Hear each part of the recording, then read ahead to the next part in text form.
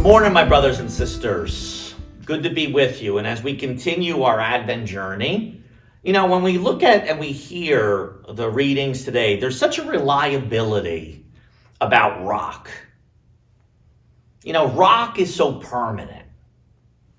It's always going to be there. When the Jewish scriptures, our brothers and sisters, wanted to express how reliable God is, they went to a rock, an image of a rock, just like in today's first reading. The great prophet Isaiah refers to the Lord as an everlasting rock. He's the foundation. Because the Lord is as enduring and reliable as a stone. He can be trusted. He can be relied upon. And that's why we hear in today's psalm, whatever is going on in our lives right now, listen to the words of that psalm. His mercy endures forever. It's always there. His love is always there. His truth is always there. His healing is always there. He's always there. And that's why it says it's better to take refuge in the Lord than to trust in humans. To take refuge in the eternal rather than the world. And that's why even in our own lives, I've known people, I see it right at White House Station, Our Lady of Lourdes. There are people here that are real rocks. You could depend upon them. They're reliable. They won't let you down. They're always going to be there, especially when we need them to rely ourselves upon. And that's this first letter to the Corinthians. St. Paul the Apostle refers to the story of Moses. He strikes the rock in the wilderness to provide water when all the people in Exodus at that time were completely thirsting for sustenance. Moses cracks the rock, and God brings quenching relief to his people. And reflecting on that Old Testament Exodus story, Paul writes, they drank from the spiritual rock that followed them. And that rock was Christ.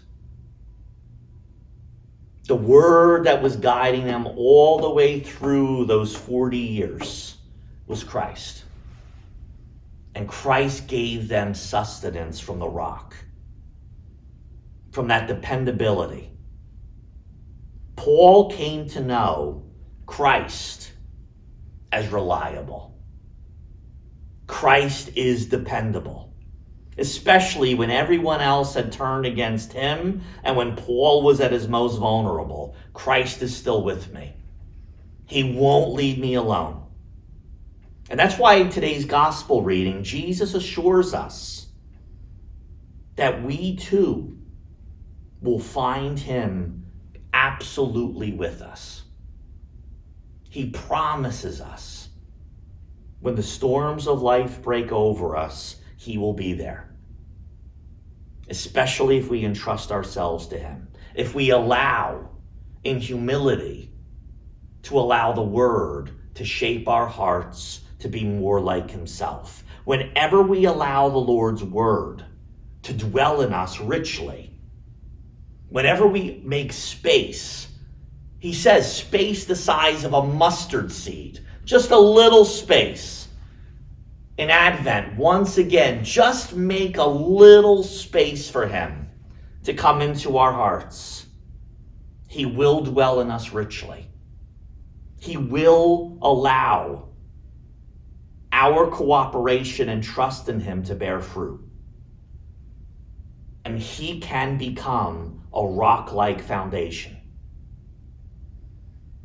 My brothers and sisters, let's start Advent echoing in our hearts what we hear in our gospel. Blessed is he who comes in the name of the Lord. May our Lord's daily coming to us in the Eucharist help us to remember Jesus keeps his promises. What do we need to bring before him?